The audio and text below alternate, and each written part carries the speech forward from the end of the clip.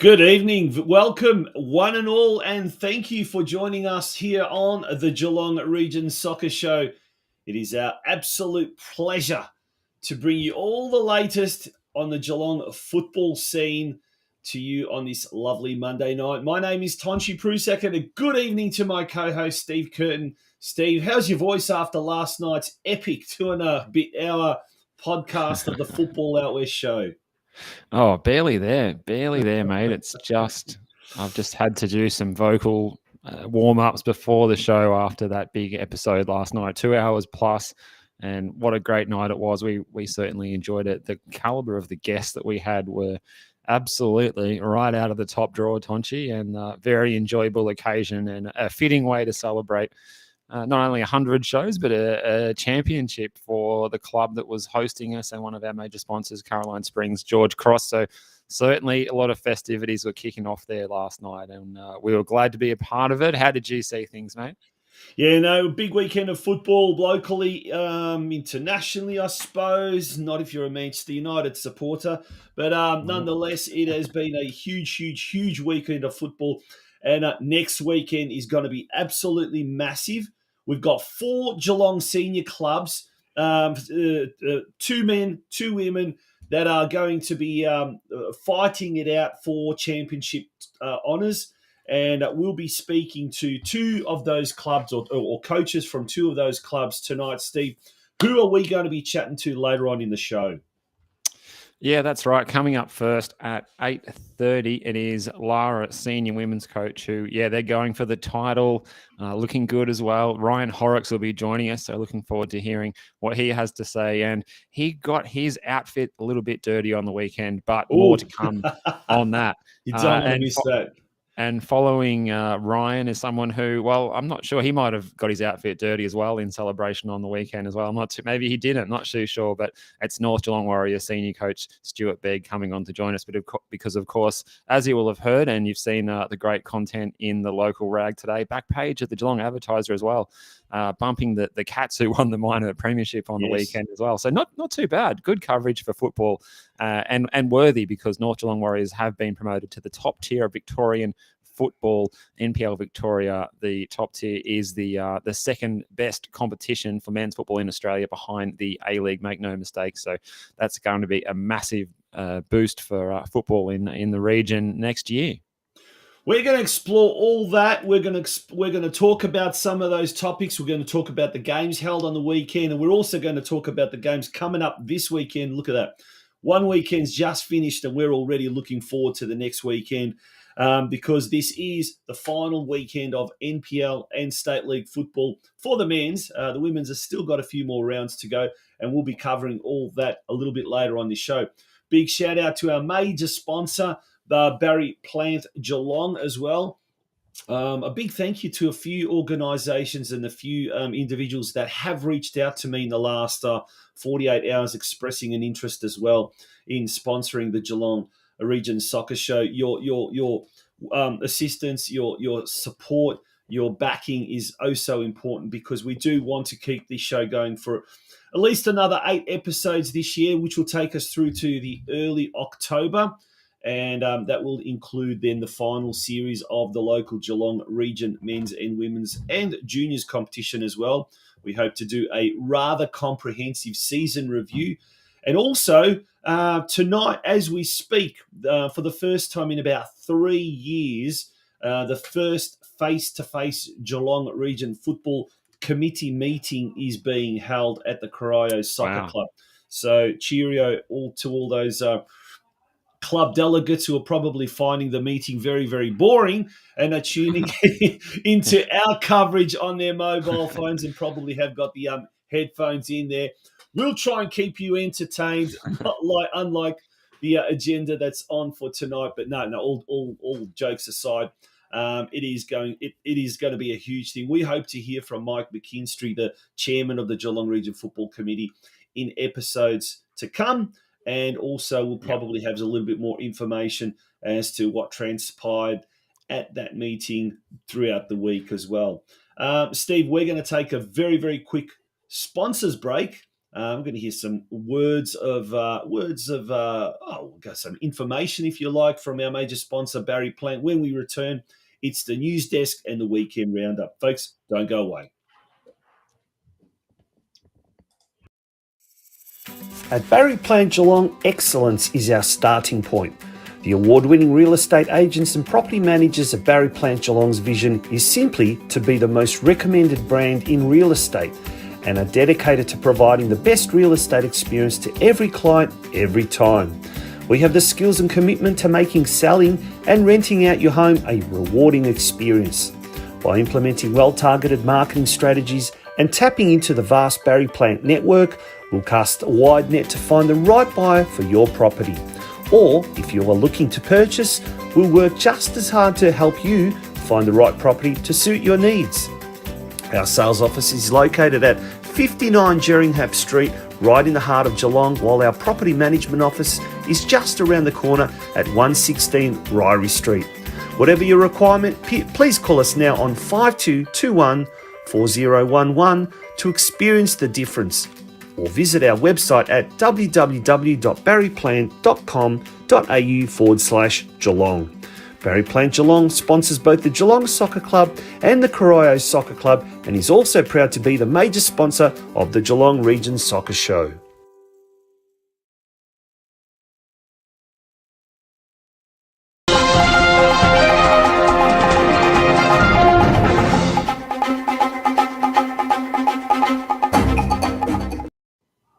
All right, to the news desk for Monday, the 15th of August, 2022. And the big ticket item tonight, well, there's no surprises there. It is North Geelong Warriors, 3-0 winners against the Bulleen Lions on the weekend. A double from Caleb Mikulich, who's led the scoring charts this season since his move from the Melbourne Knights. He's been instrumental. Another one who's been instrumental is Ryan Offman, the skipper, who scored from the penalty spot to ensure a 3-0 win at home on a wet track against the Bulleen Lions. And wild celebrations took place afterwards. As you would imagine, a really big crowd in there. And Tanchi, you were lucky enough to be there to enjoy. How did you enjoy this match? Mate, it was a game of two halves, and we're not just talking about the actual football. We're talking about the weather. Good old Victorian weather. The first half was played in absolute beautiful sunshine. The ground had been very, very heavy in recent days, but it had really come up not too bad, and the track had held up quite well. So the first half, you could smell spring in the air, Steve. Yeah. No, the plover hadn't returned. Remember that famous plover That's at good Elco news. Park? Yeah, it was only 2 weeks ago, right? Might have been Ross the day off for the plover. I don't know. But yeah, look, it was beautiful conditions. The second half, at halftime, standing on the media tower, if you like. You're on the scaffold. That is dangerous out there, mate. Side. When all of a sudden this Very major rumbling happened, yeah, absolute crazy rumbling, thunder, lightning. Then the rain started and the ground just became a quagmire. Now, there we're seeing Ryan Opperman's penalty conversion to give North Geelong a 2-0 lead. And then Caleb Mikulich shortly after that just topped it off beautifully after Nelson Salvatore unselfishly passed it off. The players, as you can see, look at the mud there. Lots of celebrations post match. Scenes of euphoria, scenes of jubilation, and the Warriors are back in the NPL, and for the first time since 2017, so that's 6 years. That will be 6 years. Geelong has a team in the elite state division, as you said. So look, Bulleen, they didn't have much to play for.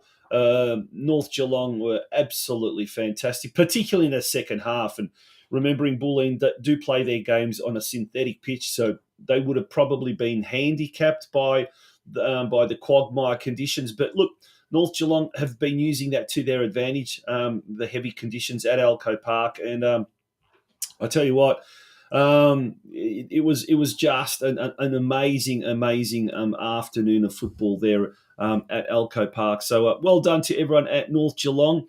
It's going to have some great effects, profound effects for the region. A lot of juniors now are going to find their pathway because let's face it, North Geelong does not have that budget to compete with some of the Melbourne clubs. So they're going to have to really utilise their junior production talent that is second to none, and obviously that's going to create gaps, whether it's at the under 14 or 15 or 16, 18, moving up level, and as those players get sort of escalated in their development, thrown in at the deep end, etc.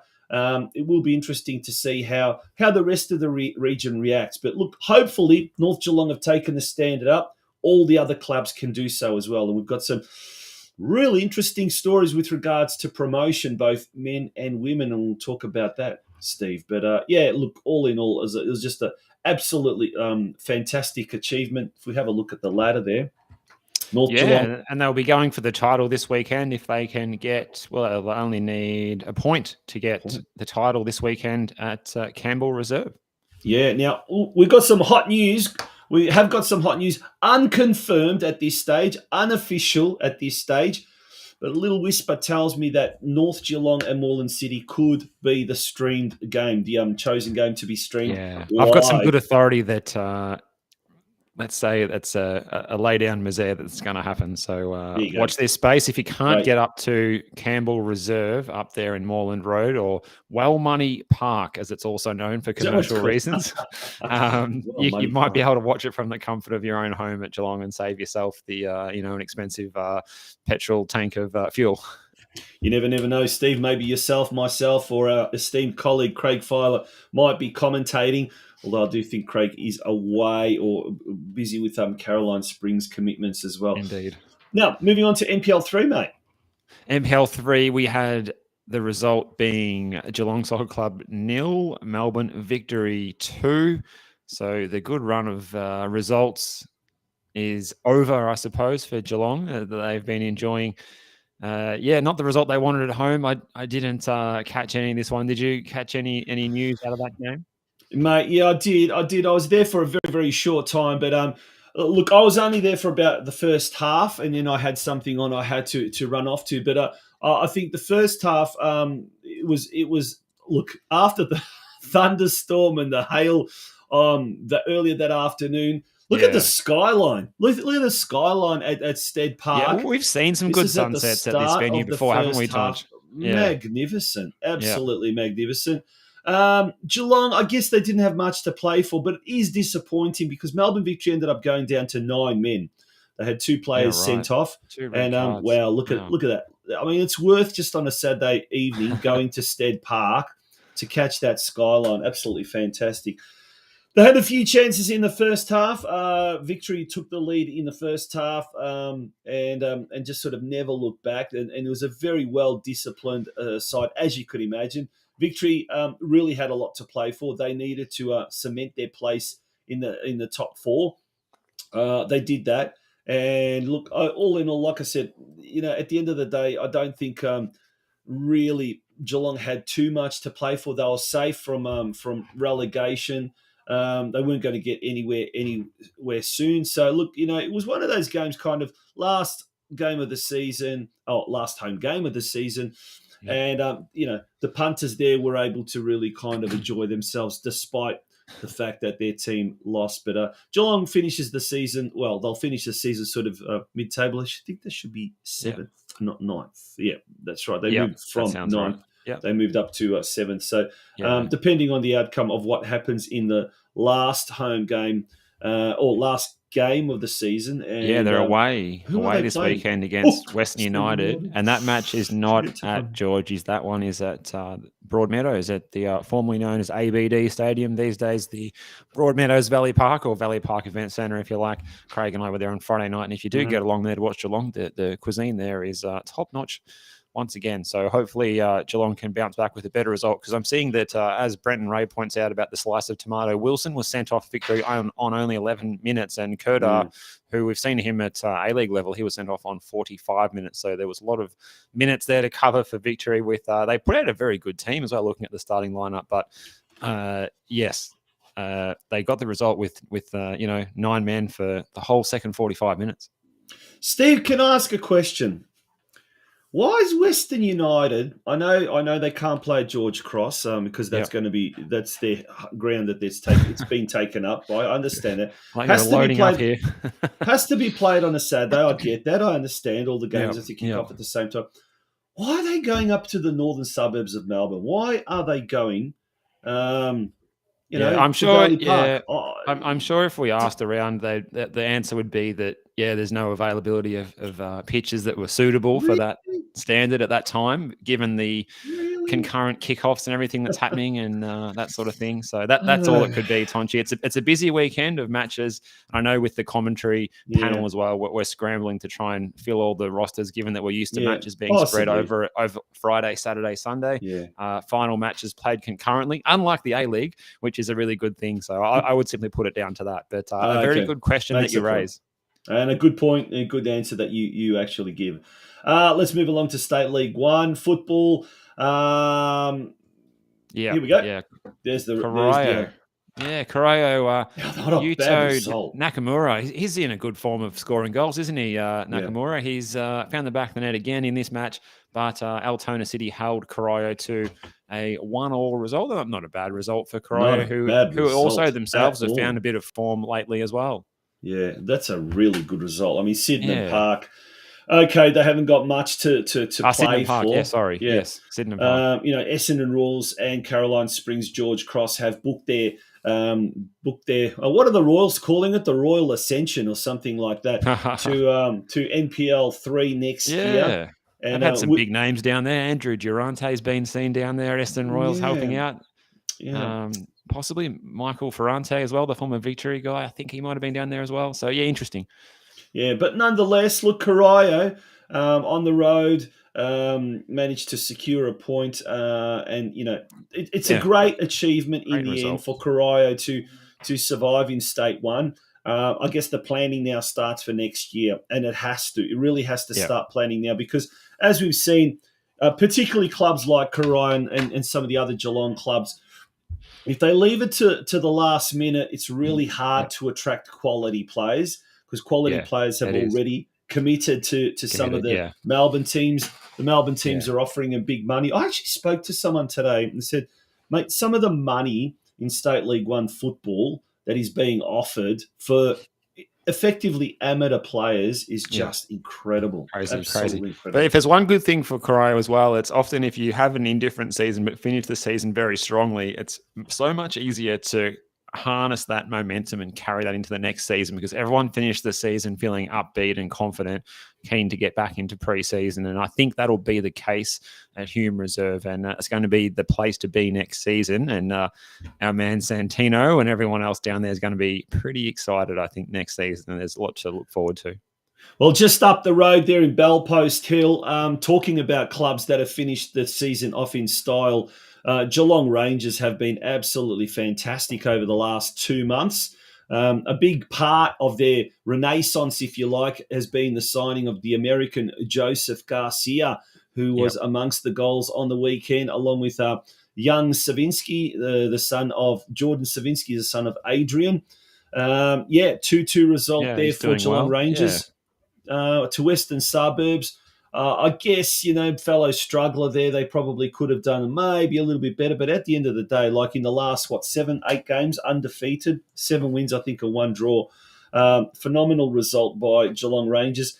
They're safe from relegation in State 2. So next year they'll get to be. The good thing about this, Stephen, Yep. is another Stephen Tillinger, the coach up there. He's been blooding a lot of youngsters. Now, some of those, Yep.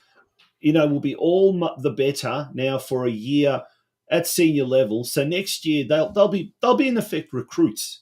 They'll be like new signings for the club because they will be different players. A lot of them are teenagers. Yeah, so much improvement in these young kids. So much 100%. improvement to come, and it can happen very quickly as well. They can really find their groove and go from being a junior player to one of the first names on the team sheet in the senior team quite quickly as they develop and grow in confidence. And you can see that happening.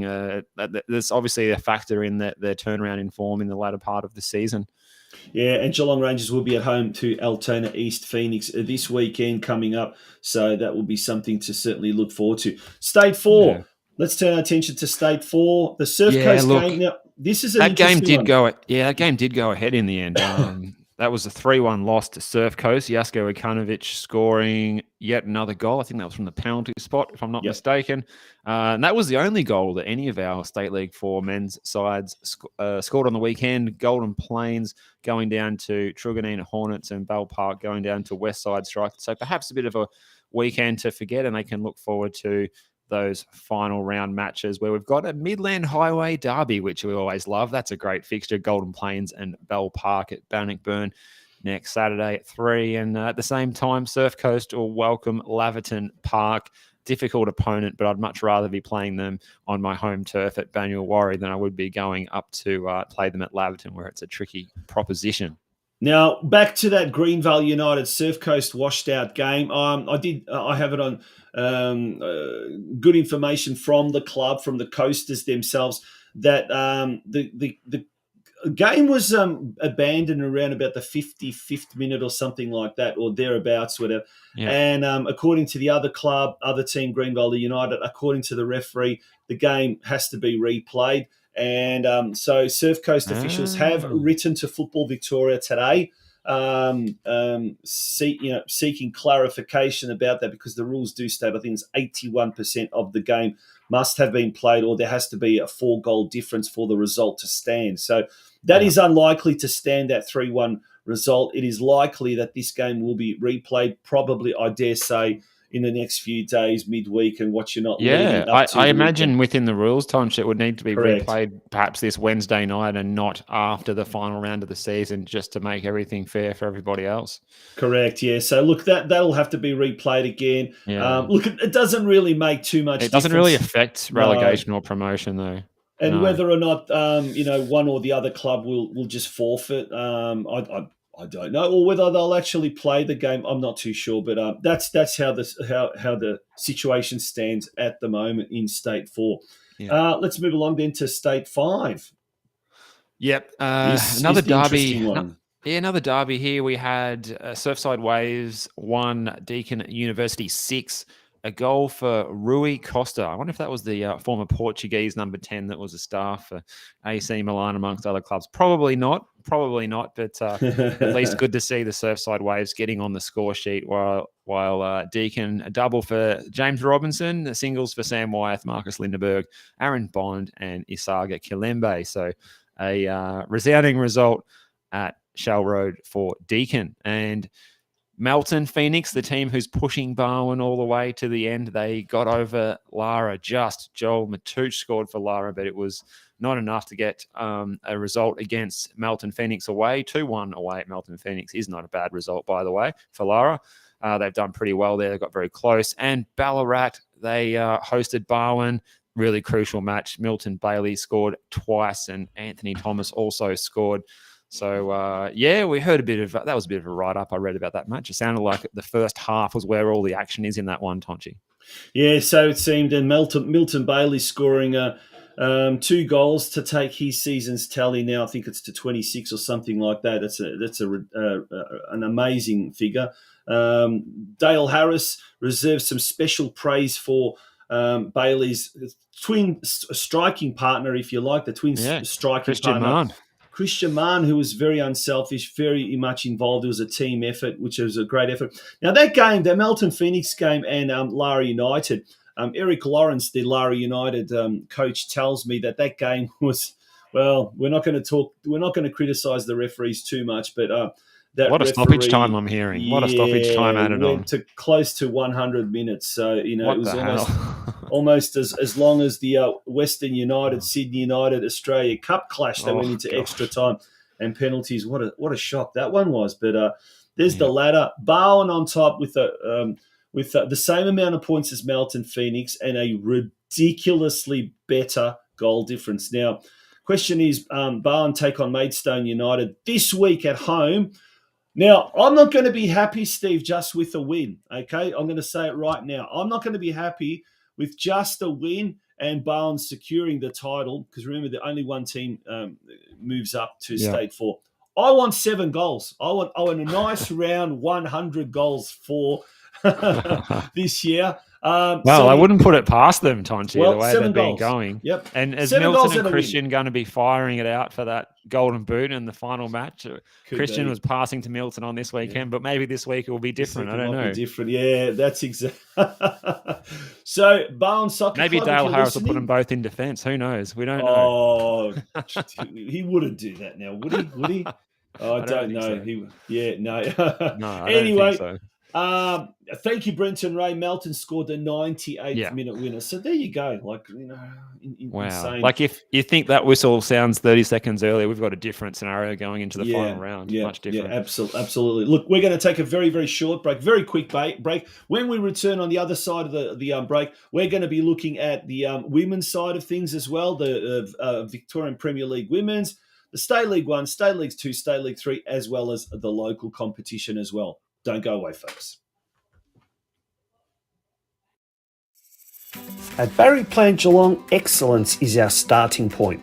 The award-winning real estate agents and property managers at Barry Plant Geelong's vision is simply to be the most recommended brand in real estate and are dedicated to providing the best real estate experience to every client every time. We have the skills and commitment to making selling and renting out your home a rewarding experience. By implementing well-targeted marketing strategies and tapping into the vast Barry Plant network, we'll cast a wide net to find the right buyer for your property. Or, if you are looking to purchase, we'll work just as hard to help you find the right property to suit your needs. Our sales office is located at 59 Jeringhap Street, right in the heart of Geelong, while our property management office is just around the corner at 116 Ryrie Street. Whatever your requirement, please call us now on 5221 4011 to experience the difference, or visit our website at www.barryplant.com.au/Geelong. Barry Plant Geelong sponsors both the Geelong Soccer Club and the Corio Soccer Club, and is also proud to be the major sponsor of the Geelong Region Soccer Show. Welcome back to the Geelong Region Soccer Show. It is episode 95. And Steve, let's have a look at the women's side of things. So let's turn our attention to the final round of the VPLW competition. And Galaxy had a decent sort of a win in their last outing. Yeah, we'll just turn that sound down a little bit. And that was quite loud. It was windy. It was a windy day. So a really good result. It's a shame. I feel a little bit sad that their season is already over this week. And there's a nice headed goal there by Emily Sutcliffe, putting that one away like shelling peas. She scored twice. Kylie Alexa also scored. Katie Hyam, Sierra Major, and the youngster Hunter Gurkovic. So, thanks Galaxy and Branko for sharing these highlights with us as well, because some good goals. Ball over the top here for Gurkovic. We could do a little bit of commentary practice here, Tonchi, putting that one past the keeper in a one-on-one. Very cool, good. Calm and collected for the youngster. They've had it is. They've had a very tough season, but they've really, like a lot of the men's clubs we've been speaking about, here's Kylie Alexa going in at goal here from distance as well. What a strike this is. That's a belter. They've finished the season playing some good football, and they've started to pick up some results. And what a big result over the Redbacks! This is good. So look, hopefully they can hang on to some of these players and maybe get a bit more depth next season and have a good preseason. And then, they're right in the mix for the. Well, look at that goal from distance by Emily as well. Really good finish. Wow, that was from way out. Hopefully they can, get themselves into that 12-team NPLW next, after the next season. Maybe they get promoted next season. Yeah, it would be fantastic. I mean, that's an interesting one because the 4 teams that will go up, I believe, Burundara Kerry Eagles, Preston Lions, who are way ahead of everyone else in the VPLW competition. The field there. Southern United making a welcome return to the NPLW competition. And look, the last spot is going to be fought out between Melbourne University and Casey Comets. So what we got to also look at is 4 of the toughest teams are going out of that division. So obviously now Galaxy, if they can pick up some good recruits, some of their younger players, like we talked about the play with the Geelong Rangers team, some of those young players, if they can really mature in the off season, and come back even more accomplished players in 2023. Galaxy, you'd have to think, would have to be one of the favourites for the title or thereabouts next year. Probably not based on current form. They've had a bit of a bad second half of the season. But the first part of the season was very promising, Steve. At one stage, they looked like they were going to be, 3rd, 4th even. And then they just sort of struggled towards the end, and that's probably. Yeah, they've hit back though. They've had a good performance at Preston recently at BT Connor, where they're not expected to get any result. They beat the Knights at Melbourne Knights a couple of weeks ago. A big win this week, so they've certainly finished off on a high, and I think that's something that they should be proud of and take that confidence into the preseason and really get stuck into it when it kicks off again next year, and try and hang on to some of those talented players. Build on that. They can go all the way and win it next season. They can win that VPLW next season. State League 1 competition. North Geelong, unfortunately, didn't have as good a game as they were hoping. This was against the 3rd-placed Spring Hills. They absolutely got destroyed. But I guess now, with North Geelong not able to make the get promoted, they're also blooding a lot of youngsters as well. And now is the time to do exactly that, precisely that. Start blooding some of the youngsters as well. And look, this week they've got a tough one. They've got coming up against Laura Sporanovic, former North Geelong junior. She plays at Brunswick Juventus, and geez, aren't they? They're a formidable. They won 10-1 against Clifton Hill on the weekend, so look out. Yeah, it's going to be a tough one. So and look, they got to win. They got to win because even a draw for them, and they'll claim the title there. Actually, sorry, 2 games to go, but they basically need to win. They need to win. Essendon Royals hot on their heels. Spring Hills, couple of wins there, and Spring Hills could be in the mix as well. But North Geelong, look, to finish kind of either 4th or 5th or thereabouts, all right, is a very, very credible performance by the Warriors. Remembering, and we keep on saying this, they were probably supposed to play in State 2 this year, but they got promoted, a double promotion. But, look, thing to look forward to next year, that we're going to have a Geelong derby for the first time in a long, long time. And that's because we're going to have the team from whose coach is going to be appearing very, very shortly, Ryan Horrocks. Lara United, they will definitely get promoted to State 1 next year. Question is, can they do so as it's still mathematically possible that they may not, but let's not entertain that thought, Steve. All right. We're looking here at the ladder there, and how did they go on the weekend? Yeah, so Lara United, they went to Ballarat City and they came away 3-1 winners. Ella Jane Riley with 2, Taylor Eastway with 1. Another good result, and we're looking forward to talking to Ryan about the performance and what transpired on match day very soon. And next week they play Altona City at Lara Recreation Reserve at 1:00. So that's another big game coming up this coming weekend on Sunday.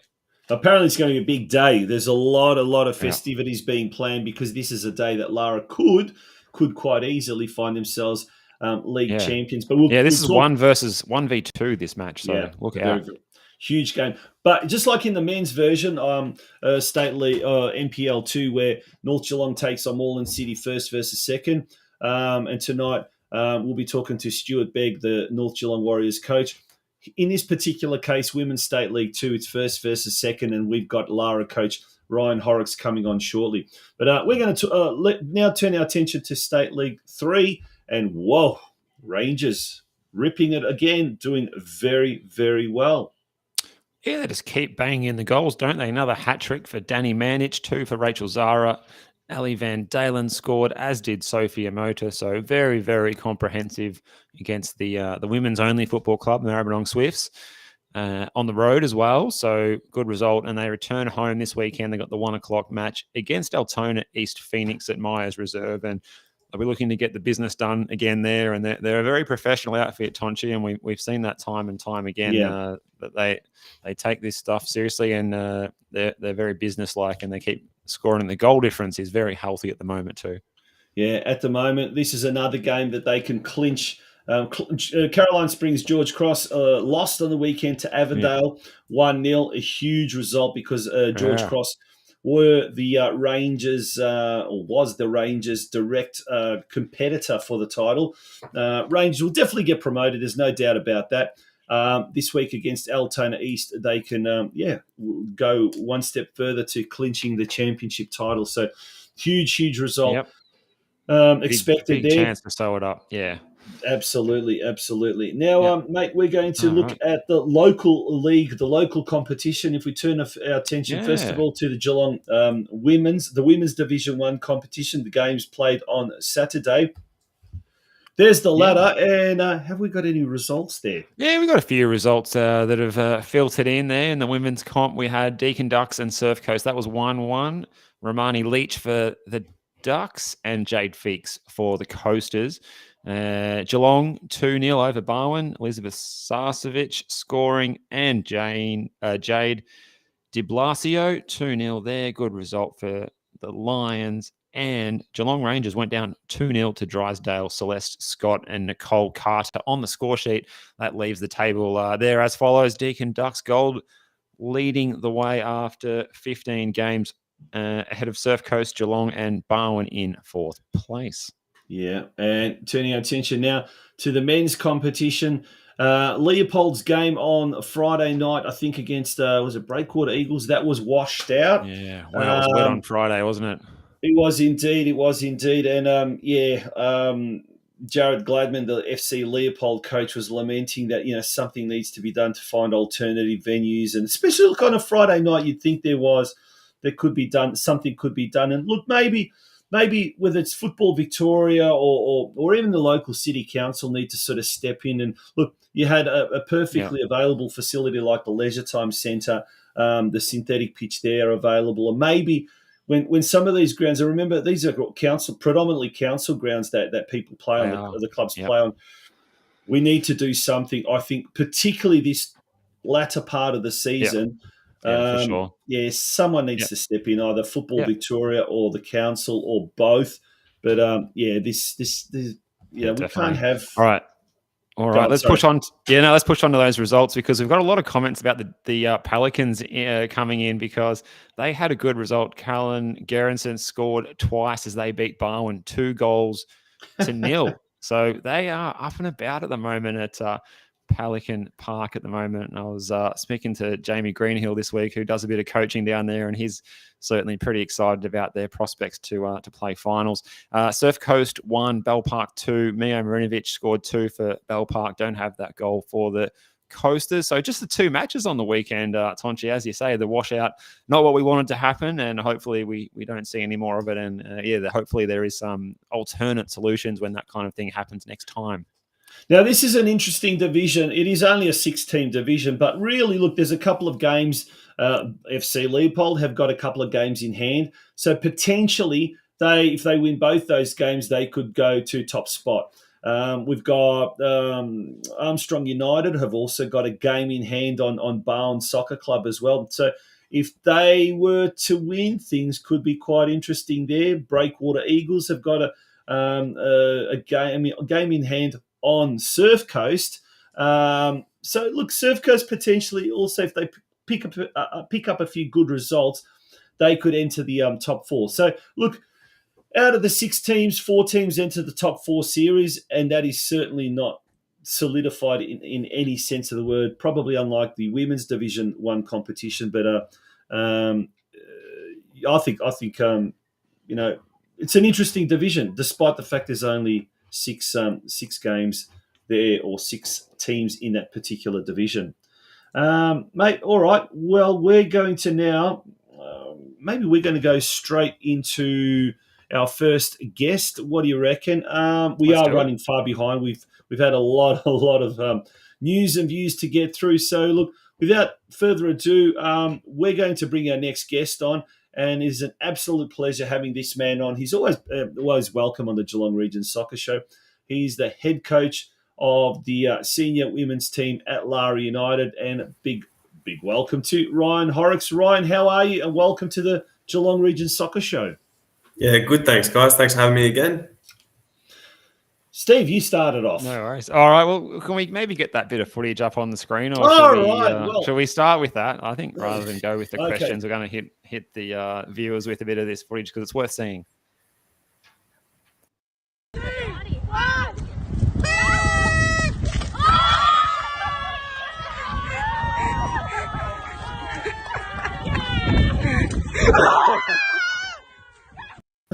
I don't know whatever happened to the distortion there, but goodness. It wasn't flattering. No, Now, for the viewers' benefit, Ryan, you haven't gone completely mad. Let's talk a bit about why you had to do that on the weekend, and how comfortable was the trip home after that with the muddy clothes? Yeah, well, like you guys are saying, obviously all these facilities are getting washed out. Out in Ballarat, that is the only decent facility left. It's a very nice one. However, that was the third pitch, because Ballarat North, Ballarat Soccer Club, Ballarat City are all playing there at the moment. So we were training out in the quagmire, warming up, and I said to the girls to just get over it and get through it. It's only mud, they'll be right. And I said to them in a bit of a passing comment, if you win this game, I'll even slide through it. It's not that bad. And this got me to my word. So yeah, you are a man of your words. After that, I was ushered my way back to the warm-up pitch. Yeah.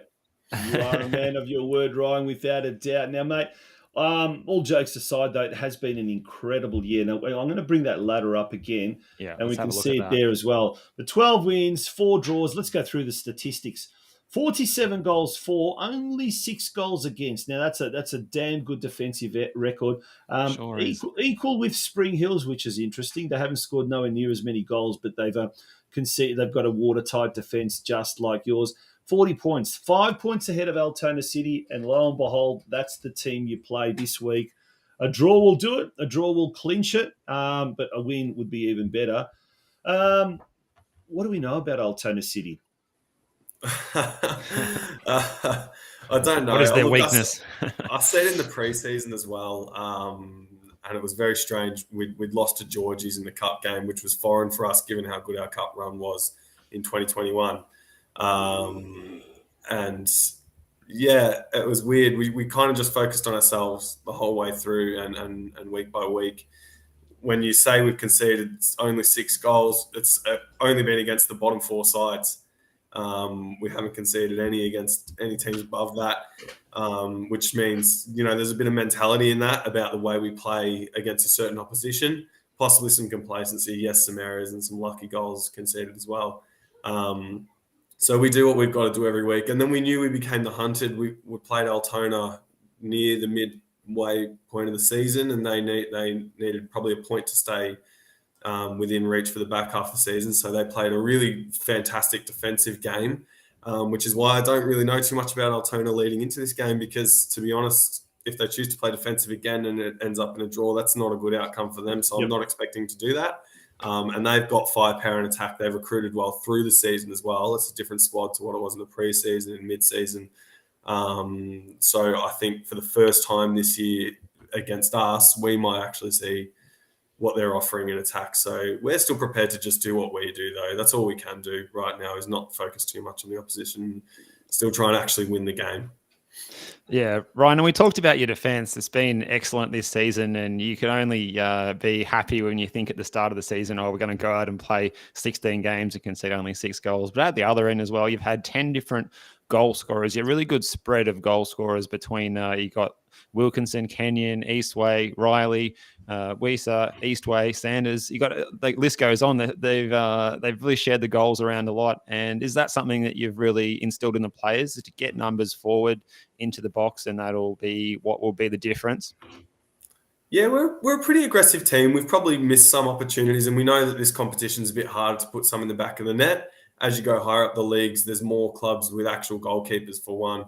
Some really well-structured defenses. And we saw that it was instantaneous. First 2 rounds, we won both games 7-0. And then the reverse fixture of those were both 1-0. So we knew at that point when we were, I don't want to say embarrassing, but when we were really putting teams under a lot of pressure, they don't want to have that happen next time. So there's been a lot of defensive effort. So we had to adjust our focuses. It wasn't about the individuals that could score goals. It wasn't about, playing the same role. It was about simple football and letting the opportunity just present to itself. It doesn't matter who gets it in the end. It's going to be anyone's responsibility to be able to do all the jobs on the park, which includes scoring goals. And just on that as well, Ryan, is it something that it's been a good learning experience for the girls? As you say, you've put 7 goals past a team in the first round. Maybe they're a little bit naive. Those teams, they're going to come back with a set defense that you've got to break through second time round when you play them. Is that a good learning experience that you find as a coach for your players? Yeah, it's a good learning experience, but part of it's just how the season goes. And some years, not just weeks, some years it'll go your way, some years it won't. That Maribyrnong game where we beat them 7-0 round 1, and we turned around on the Friday night and we beat them 1-0 with an 88th minute goal. Just a looped ball from halfway. The keeper misread it. In any other season or week or whatever it might be, that doesn't go in. Brunswick in round 3, we were under strength, but we still won 3-2 in a game where, one of the weaker sides this season probably should have taken points off us. So yes, there's learning in that, but I think the biggest thing that's carried through for us is just belief. And momentum. Every time you win a game, you carry that momentum, which gives you an extra 6 yards on the field, closer to goal than the opposition. Now, Ryan, before we start talking about next year, planning for next year, all of that kind of stuff, let's talk about this Sunday. Big day planned. You're telling me off air, juniors, local men's comp, I think, is going to be involved as well. But there's going to be a lot happening at Lara Recreation Reserve on Sunday. Tell us, mate, what is going to go down this Sunday?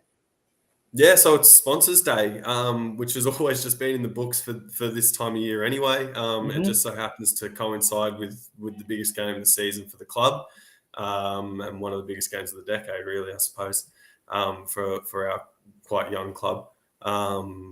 So yeah, we'll be expecting a big crowd out there. All the juniors hopefully can stick around, and the senior boys, we've gone and supported each other really well between the Saturday and the Sunday. And then obviously those Div 3 boys will be rolling in. They hopefully will roll in a little bit earlier than normal and come and watch us. We love being at home. The crowd we've had this year, just people just cheering us on and making loud banging noises on the walls and all that sort of stuff. It gives you that extra push you need. We haven't played at home since mid-June. We've had a really, really strange back half of the season. Well, we had 4 in a row at home in the first half of the season and 4 in a row away. And then the one we were supposed to have at home in the middle of all this was a forfeit. So, yeah, we haven't played since that Friday night game against Maribyrnong. So it's been interesting, but, yeah, we're going to love being back there. And, yeah, we just really can't wait to see everyone there. And I suppose it's just a celebration of the season. The result shouldn't affect our want to have everyone there anyway.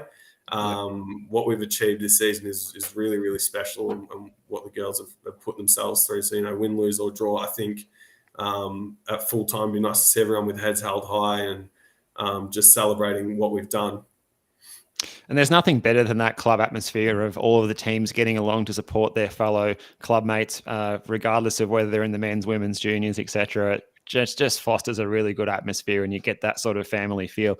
I really love that. But how is the pitch holding up? And if you do win on the weekend and claim the title, is there any chance of a repeat episode of last Sunday? Gosh, Paul Bruce-Beck, I think we'll have your head if you do that on the main pitch there. I might have to head out to the footy oval just behind us. Yeah. Well, there's a big lightning strike at the footy oval on the weekend. Yes. Watch out. Yeah, make sure, no lightning out at the Lara Footy Club. Yeah, just wreck their Oval 3. They won't know anything about it. They'll be right. No, none of that. Yeah, it's holding up really well. We're one of the lucky ones, I suppose. People come to the ground and it's on a bit of a slant, but it drains nicely that way. It's a community facility. We don't have professional groundskeepers or anything like that. So the way it's been set up has meant that we've always just had a nicely held up ground. You're right though, Tonchi. This is not the time of year for anyone to be having to wash out games or postpone games. Just everyone knows by Thursday night, by Wednesday night, the week before, get them to a neutral venue and just get those games played. Yeah, I agree with that. Yep. Now, mate, we talked about obviously Lara United getting promoted, which it's all about promotion. This episode is talking about promotion. Now, mate, your dad, he's the assistant coach at Geelong Rangers. You've got your partner who's also plays up at Geelong Rangers. So you're very familiar with you having watched a lot of the Geelong Rangers games. How are they going to go in State 2 next year? They've done very, very well in State 3. They are promoted. Now they're just playing for the championship. Is there a big gap? Is there a big standard gap, or will they do quite well? Obviously they'll need to recruit, I'm sure, freshen up the squad. But how will they go in State 2 next year? Yeah, I think if Let me rephrase it. How would they go with this current squad? If they finish second this year and have to play off against the North Division for that promotion spot, I'm sure FV will be handing out those promotions come February, March, whatever. Anyway, that'd be a nice test for them. And then if they have to play that semi-final because they finished top again, that playing, I think it's Faulkner in that North Division will be another really good test for them. That squad would hold up in this competition, absolutely. It's a good, tight competition, but I don't think anyone in the women's structure right now or with any real ambitions in the women's structure is naive at the moment. With the way that the restructure of the NPL is affecting so many clubs moving forward, you're losing the top three from a lot of those big divisions. So to not have us next year, Altona, probably Spring Hills, possibly Ballarat, I think they would do considerably well. Yeah. What about yourselves? What about what does the planning? Does it start now as soon as you finish the season? Do you have a bit of a break? Is it a case of racing against some of the other Melbourne clubs to try and secure some good recruits, or even in the western suburbs? What do you do now with knowing that next year you're going to be in State League 1, and obviously you want to stay in that competition? What do you do? To be perfectly honest, if we started now, we'd be behind the 8 ball. We had to start at the midway start point of the season, and just acknowledge the fact that if it does go pear-shaped, at least we were prepared. Worst case scenario, just say to everyone, whoops, sorry, we don't need a second State League team next year. But yeah, we've been preparing for a little while now. We know what's needed, and I think my personal relationships and experiences have given me some really good insight. This is the club's 4th promotion, and it'll be the 2nd time we got to State 1. Obviously, last time it was at a request of FV, and just to stay in the league the following year was again at the request of FV. Which is one of the reasons why we chose not to take it in the preseason this year. We didn't have an opportunity back in February. I've spoken on the show before about how come February that we wouldn't be ready. It wouldn't be right for us. Credit to North Geelong. They had a much stronger side than us leading into this preseason. So they did well to stay in it. We probably would have struggled. We had to get our processes right. I was still a new coach. So I was still building that culture with Aaron as well. So fortunately, between Aaron, who was the president at the time, and myself, who was very closely connected with the squad last time they were in State League 1, we knew what we had to do, which meant we knew what we had to do at the halfway mark of the season. Yeah, so we've started those processes now, but we're all about youth at this club, so we want to give our junior players an opportunity as well, the ones that are going to be old enough to play football. And yeah, we want to capture all the juniors we can that aren't getting opportunities, and yeah, go from there. So logistically, that change is immense, isn't it? Because you've got to now, to play in State 1, you've got to field a senior and a senior reserves team as well, if I'm not mistaken, and then that means that you've got to call on twice as many players. You've got to find more coaches who want to commit to going to Melbourne every second week. Very exciting stuff, though. You get to have a derby against North Geelong Warriors in a local sense as well. So a lot to sort out there, and I can see why you needed to start planning early. And is that all something that worries you, or do you feel excited about the proposition of that? It's interesting because only when I come and watch on a Monday night do I get reminded there's a derby next year. We are firmly locked into this Sunday. We have to be. It doesn't matter even if we're playing bottom place, we need to be solely focused on winning this game. So yeah, looking at it, it is absolutely exciting. It's a really great opportunity for us. We know that across that nearly 10-year span of this club being in State League Women, the timing's been right for us. If we can get this right, this would be a third State League championship for this club, which I think would be the most of any club for a women's State League Geelong-based. And we want to retain that mantle, and if that means that next year we've got to go and do it against a Geelong club, then yeah, that's nice and exciting too. But yeah, we just have to look at this season and all the support that I've been given. I've got support from the club, from Aaron, from Rach, even though she's been playing out at Rangers this year. We don't ask too many personal questions, but how's that going? Do you get a little bit of like friendly fire, biffo, this, that, whatever happening? You know what? No, it's actually really, really positive. Just culturally, I think just to expand what you see a little bit more. You take a backward seat when you get to a game, and it's not all lumped into one bit of pressure. Even with who comes with us to the game. It used to be all of us crammed in cars going up to the game. This weekend it was just me and Mum up to Ballarat, so it's all different. But I think it's nice. It's nice that, well, in the way that it's worked out, we both get to experience something. No, that's great. And look, it's awesome. Like we've spoken about the freshness, the renaissance of women's football in Geelong, and having Rangers in State League, joining North Geelong, joining yourselves, joining Galaxy United as well, and all four clubs, or 3 out of the 4 clubs doing quite well, and Galaxy sort of falling off towards the end there. But it just augurs well for more young, talented female footballers to come up through the ranks. And I think it was over the weekend, we saw the Geelong Advertiser published an article about the top most exciting juniors here in Geelong, and there was a few Lara girls mentioned as well. But the amount of talent under the age of 18 at our disposal is quite incredible. But now there's a real tangible pathway for these girls to get to senior football. So I think it's really exciting. I mean, this season hasn't even finished, and we're already looking forward to next season. But, mate, can I just congratulate you, because too many clubs, we've known this in the past here in Geelong, end of the season comes, they switch off and they just go into holiday mode, summer mode, and it's sort of like after Australia Day, we'll start thinking about the new season. But here you are talking about already planning for contingencies and already pre-planning, and, that's brilliant. And I'm really excited to hear that. And clubs, when they're, doing strategic planning, this is sort of that forward thinking that we need for this region. And that's absolutely brilliant, Ryan. So well done to you, and well done to everyone at Lara United. Thanks, Tonch. Yeah, I think that's a really exceptional part of the culture and the confidence that the coaches have in these women's structures, in these 4 Geelong clubs now. When they really back them, when you've got people in there that really just want to be part of it, and they sleep football and they eat, all that sort of stuff. They just live it constantly, and it's always at the forefront of their mind, which allows opportunity for those players. You're presenting the pathway by putting people in there that actually care about it, and that's how you get 4 really competitive clubs like that in Geelong.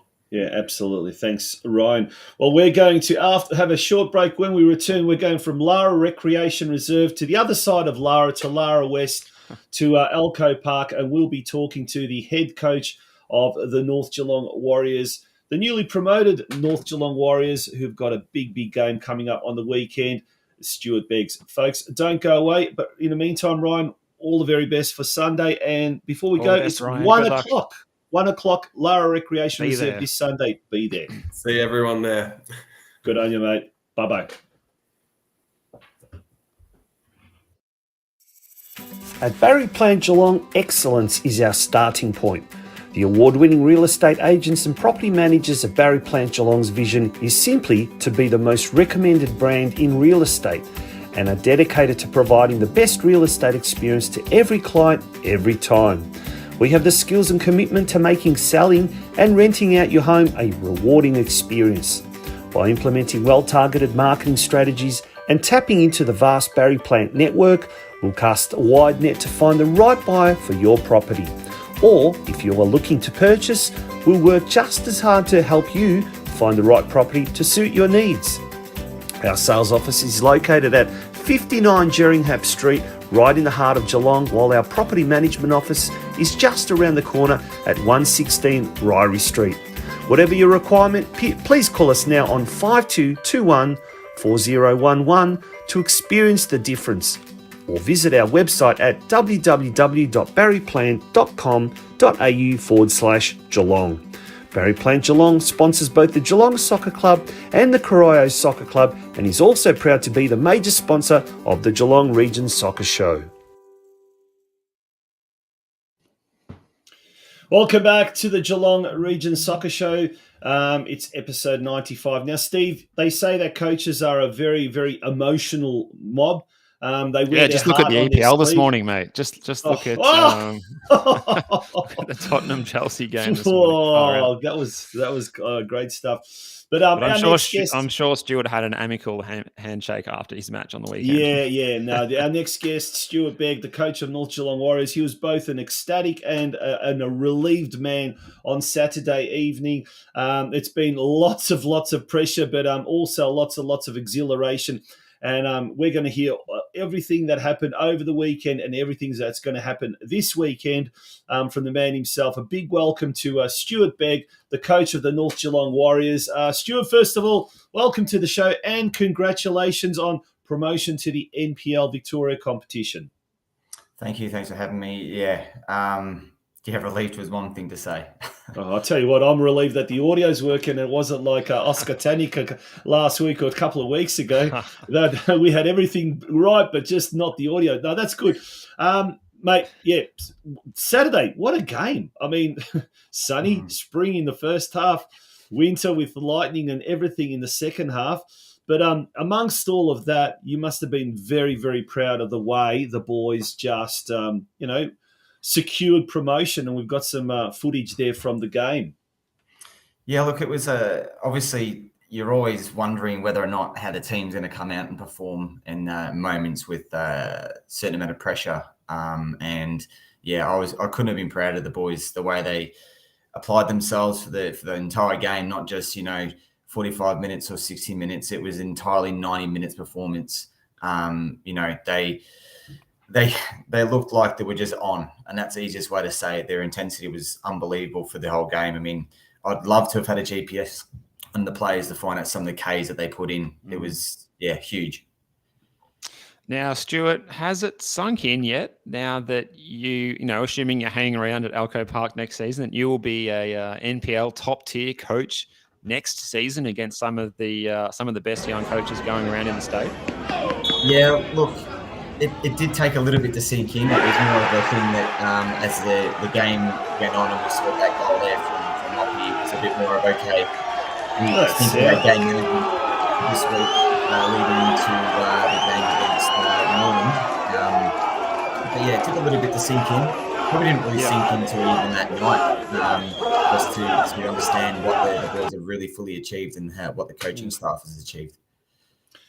And as Steve mentioned, you'll be an NPL coach next season. I think the last time North Geelong was in the NPL in 2017, they had Mickey Cellino, if I'm not mistaken, a Melbourne-based coach. But mate, you're a Geelong-based coach. You're as Geelong as they come. You live a stone's throw away from Alco Park.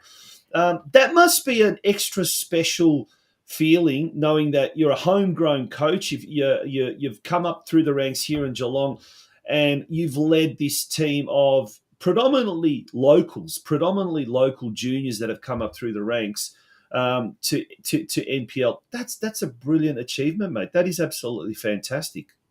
Like it's something that I haven't really probably thought about, to be honest. You are thinking about it now, aren't you? Yeah. To be honest, with the way the club's sort of set up, I think the coaching staff we've got and the playing group and the environment that the club's created as well has been huge. And that's the biggest thing no one can think of what we've achieved is because of those things.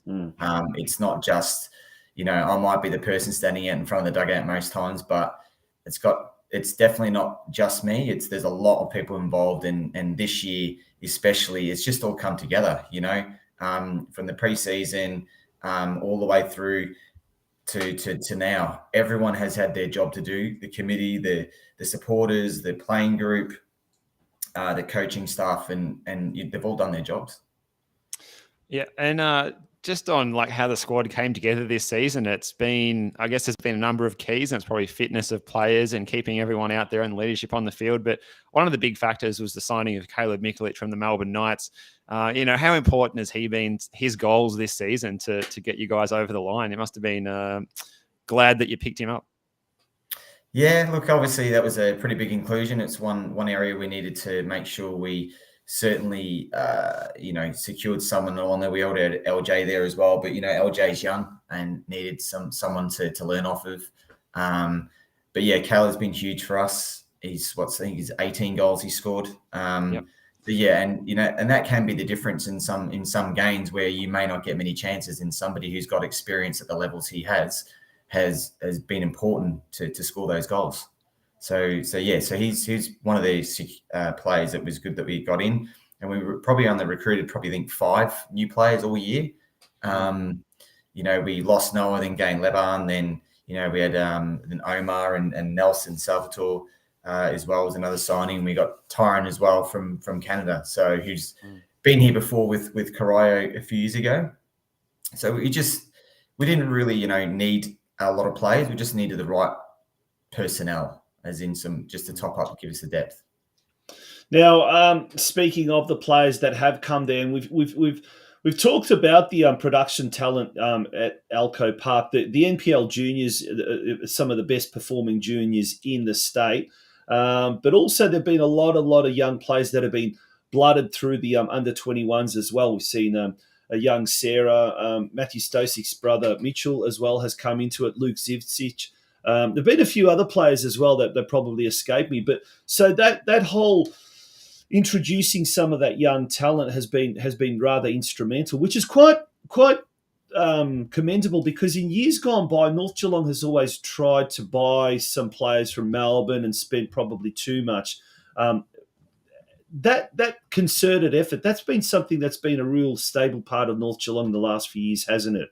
Yeah, they've look, it's one thing that when I took over halfway through last year, it's one of the things that we sort of sat down with the club, and myself and Adrian and Josip, we discussed about, not going out there and just getting a heap of players, because we knew the talent was there, and we just needed time for them to come through, and giving them the time to come through was the thing. Like it doesn't have to happen straight away. Opportunity presents itself, we bring them through. So we were always big on having 5 or 6 younger boys train with the seniors during pre-season all the way through, knowing that at some point they may get a chance to play senior football. And Noah was one of them, and Luke was the other one as well that's got some game time this year. Mitch was a couple of years before that, and he's come through, and again, I feel that we haven't even seen the best of Mitch yet. But yeah, definitely was one of the big things, and that was, we speak about the right time to go up and get promoted. We knew that this was the right time because we had those youngsters coming through. Yeah. then we do go up a next level, that those youngsters get NPL experience and they're at the club already. So it's just those building blocks that go through building a team, and you're not just going up and then, looking to survive and trying to buy players. It's just not what the club's about now. Yeah, now there's a lot to look ahead to with getting that squad together for next season. But just for a moment, we'll focus on the match this week. You've got to go to Campbell Reserve, or Well Money Park, as it's called for commercial reasons now. This weekend, a point would ensure that you get the title. What can we expect from the team this weekend? Are we likely to see an opportunity for some younger players despite that, or will it be likely to be that full first team, full strength lineup going out there at Campbell Reserve? Yeah, well, we've got it. And the funny thing is, it's probably the only ground we'll play on that's similar to our ground, because their ground is just as bad as ours. So, especially this time of year. So it'd be like playing at home, really. We'll go into the game as we do any other game. The luxury we sort of do have is that the boys are, we've already achieved the promotion. But if you could look into the eyes of our players, their hunger for winning the league is there. So make no mistake, they're going there to win the league. There's no doubt.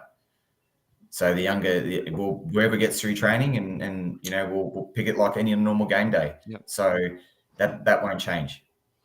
We'll just have a look at that ladder again. Brunswick Juventus could jump in to second spot and hence earn promotion back to the NPL if, I guess back to the top league if Moreland City was to flounder. So I'm sure Brunswick Juventus, they take on, I think it's Werribee City at home, so they're expected to win that one. They will have one eye very, very keenly on what is going on at Campbell Reserve. And I'm told that, as Steve said earlier in the show, it's likely that game, the North Geelong Moreland City game, is going to be streamed live. So for all you Warrior fans out there, you will be able to watch that game. Hopefully, fingers crossed. We just want confirmation from Football Victoria in its entirety. But now, turning our attention to next year, mate. What needs to be done? What needs to be done to survive in there? Because I think the last time North Geelong played in the NPL competition, the Warriors, I think it was 1 win, 7 losses, and 7 draws and 19 losses, which was not a really good result. It was a yo-yo kind of thing, up and down. We don't want that to happen. Obviously, what needs to be done to secure a place going forward in the NPL competition? Well, I think we sort of brushed on it before. I think the playing group that we've got now is built from, some players that's been there for quite some time, and we've got some youngsters coming through, which is really good. But of course, we'll have to strengthen the side, and whether that's from local talent or from other clubs in our league now, or from the current NPL, we don't really know yet. We have had discussions about what type of players we'll need, because we've got some players in our group that may not be there next year as well. Some visa players, or some players may not want to step up. Who knows? But I think the majority of the group will be there next year, and it will just be about the players managing the gaps we have, about bringing in some players from elsewhere, or it might be looking within. We might have some youth players that are looking to step up into those areas, and we'll give them a chance just like anyone else. But it's about going into there to not just make up the numbers. We will not be looking to make up the numbers next year. And I think some clubs may mistake themselves as just looking to survive. I think it's negative to think that way. I think you should always be looking to finish as high as you can in the league. And if that's finals, it's finals. If not, then we'll push as best we can. That's very good to hear, Stuart. I'd be excited to see the boys pushing, towards that top 6 next season, not just trying to stay in the league, but trying to be aspirational. Will be what will get bums on seats at Alco Park next season. Now, in the off season, what's in store for yourself? Are you going to take a break? You're going to go with the boys on a season trip? I'm sure you could feel like you could use a break come about 5 o'clock this Saturday afternoon. Yeah, look, the thing was, there's so many things that happens in the next month. We've got presentations, end of season trips. We've got gold medal nights that happens, things that, it needs to happen. But I think hopefully we all get about a month off from football. We've got to get away from each other in a way just to not get sick of each other. I don't know what my wife will do because I'll be home more, so that's not probably going to be risky. But yeah, we'll take a month off, and then Yeah. obviously our pre-season will probably start around November again, because I think the season will start in February. Something like that. Yeah, it's an early start in that NPL 1 season. Yeah, late Feb. So now, Yeah, early October, the Australian-Croatian soccer tournament will be resuscitated, and this year it's up in Sydney. It was supposed to be held in Geelong, and North Geelong were going to host it, but obviously COVID reared its ugly head over the last 2 years. Traditionally, that's just been really just an end-of-season trip and a little bit of fun and what you're not. But in view of the fact that obviously, shorter pre-season, North is now going to be in the NPL competition next year. Is that maybe an opportunity to sort of trial a couple of players that may be interested, or you'll leave it more of a social kind of a get-together for the players and themselves? No, we're going to we'll look to take all the senior squad with us. But some people have things on. Some guys have still got school exams and stuff, so we can't take the full amount that we would normally take. But we're taking probably a 50-50 split between probably 21s and seniors. Yep. And that's a perfect example of them, getting some senior opportunity. Yeah. And I don't think the club would really see it as a social event for us as much, because, they're also spending money for us going up there as well. So it's not really something that the boys are going to go up there and just call it a social event. Yeah. So, but it is a good day. It's a good weekend, and it's massive. It's so good for the Croatian community. Well, we saw on the weekend what happened when Sydney United defeated Western United. Pitch invasion. Amazing. Amazing. And on our sister show, the sister podcast show, the Oz Crow Soccer Show, on a Wednesday with former North Geelong president Josip Zilic, we've also interviewed some of the people that are hosting it, and the facilities up there are second to none. It is going to be amazing. What is going to be amazing is next season, Stuart, all the games look likely to be streamed live, so that's something that we didn't have a chance this year. In fact, Football Victoria only streamed one North Geelong game, but now it's going to be 2 on Saturday. Mate, we wish you all the very best for this Saturday.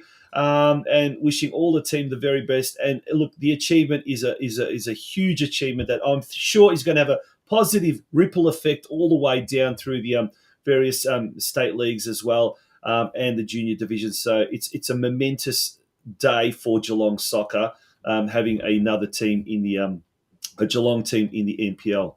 Well done. No worries. Thanks, guys. Thanks for your time, Stu. Best of luck. Good luck on Saturday. I will say one quick thing just before you go. Make sure that any supporters and that come up and support the boys. All right, it was really good to have some of them there on the weekend, and it'd be good to see them up there again. We can get a bus going up or something from Alco Park on I'm Saturday. I'm sure they're probably in someone could pull that together. So it was really good. Yeah, good. Absolutely. Good on you, Steve, Stuart. All the very best. Steve, there you have it. We've almost come to the end of the show. Now, there was some news over the weekend that, big news, in fact, Luka Skoko and Nicholas Vlahovic, 2 former North Geelong Warriors boys who are now in Europe, in Croatia, looking to kickstart their professional career. They have signed for a This could be an exclusive on the show tonight. Yeah. They have signed for a 4th-tier Croatian club. They were actually 3rd division, but because of a restructure in Croatia, they are in the 4th tier. NK Urania Baška Voda, which is a beautiful resort town down in southern Croatia.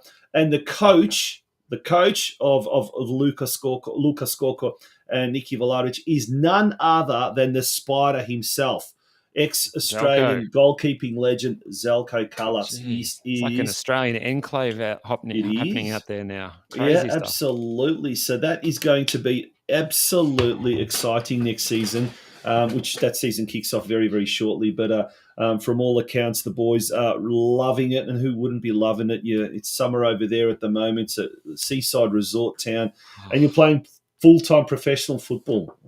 Absolutely awesome. Good. Well done to him. Good luck to him. Absolutely. And that is big news. Mate, that brings us to the end of the show. It's been a huge show. We've actually gotten a little bit longer than we thought we would, but enjoy the week, and we look forward to the weekend. It's going to be a good one. You too, mate. Enjoy the show and enjoy the week, and look forward to chatting to you next week. And thanks to everyone who tuned in, and enjoy your week of football. Thank you very much for tuning into the Geelong Region Soccer Show. It was episode 95. We'll be back next Monday for episode 96 at 8 p.m. Once again, thank you very much for tuning in tonight. Good night. Good night.